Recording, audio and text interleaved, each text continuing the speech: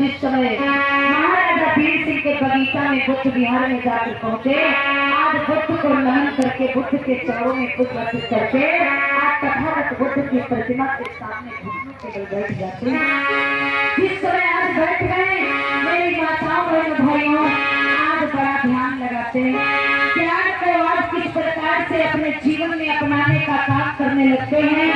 आज महाराजा वीर सिंह जिस समय अपने बगीचा में आए, आज तथागत बुद्ध के प्रतिमा की ओर जब चले हैं तो देखा कि छोटा बालक बैठा है, छोटा सा बालक बैठा है। मेरी माताओं बहनों भाइयों, आज महाराजा वीर सिंह आवाज लगाने लगे हैं, बेटा, अरे बेटा, राज्य मंत्री ये कौन है? तुम बगीचे में आते नहीं? अच्छा राज्य मंत्री, मैं भी कभी कदार आता हूँ। हाँ, जब मैं आता था तब हमें एक राहु नाम के व्यक्ति मिला करते थे जो जिनका जन्म चराग जाति में है, और उनके अलावा मुझे आज तक कोई नहीं मिला। मेरी माताओं बहनों भाइयों, आज महाराजा वीर सिंह कहने लगे, राज्य मंत्री चलो चल के पता करते हैं कौन है। आज राज्य मंत्री कहने लगा, चलिए महाराज।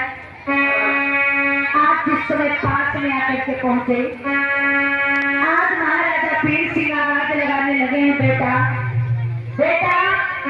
आज जिस समय रविदास के कानों में आवाज पड़ी, रविदास खड़े हुए। आज रविदास जब खड़े हुए, आज रविदास ने जिस समय महाराज को देखा तो आज रविदास चरणों में झुक करके प्रणाम करते।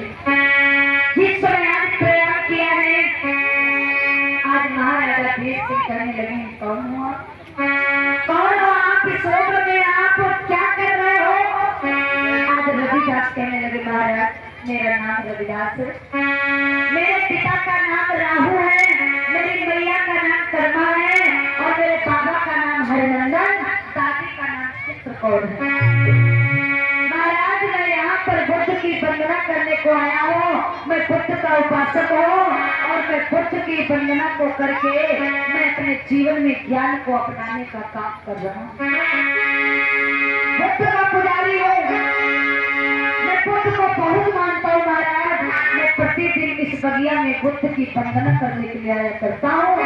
आज महाराजा वीर सिंह कहने लगे, बेटा तुम राहु के पुत्र हो?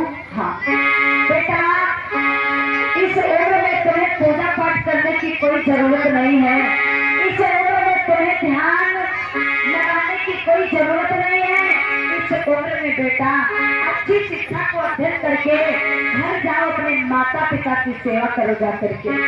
जिस समय महाराजा वीर सिंह ने समझाया है कि घर जाओ, घर जाकर के माता पिता की सेवा करो, अपने जीवन में अच्छी शिक्षा को अध्ययन करो, ये पूजा पाठ करने की तुम्हारी उम्र नहीं है। आज रविदास कहने लगे हैं, महाराज मेरे पिता की तथागत बुद्ध को मानते हैं, बुद्ध की विचारधारा पर चलते हैं और बुद्ध की वंदना करने प्रतिदिन आते हैं। उसी प्रकार वंदना करने प्रतिदिन आऊंगा। इसमें बुराई क्या है? इसमें बुराई क्या है? मैं बुद्ध वंदना प्रतिदिन करता हूँ, करता रहूंगा। मैं जो ये काम को लेकर के बैठा हूँ, जीवन में ज्ञान को धारण कर रहा हूँ, अब ये कार्य मैं अपना बंद नहीं करूंगा। आज महाराजा वीर सिंह समझाते हैं कि बेटा जाओ, घर चले जाओ, घर चले जाओ। आज रविदास बात मान लेते हैं, घर को चले जाते हैं।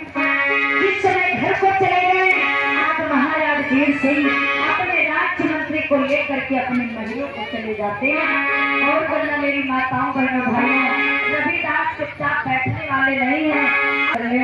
बुद्ध के एक एक बात को जीवन में धारण करके आगे बढ़ने का काम करें। मेरी माताओं बहनों भाइयों, रविदास ज्ञान को अध्ययन करने लगे। इधर होता क्या है, लोग कहते हैं रविदास के गुरु रामानंद थे, लेकिन नहीं मेरी माताओं बहनों भाइयों, इस बात का कोई प्रमाण नहीं मिलता है कि रविदास के गुरु रामानंद थे।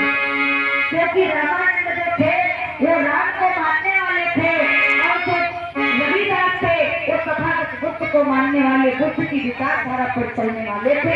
मेरी माताओं बहनों भाइयों, हाँ इतना जन्म प्रमाण मिलता है कि रविदास कबीरदास को अपना गुरु भाई माना करते थे, अपना बड़ा भाई अपना गुरु भाई माना करते थे।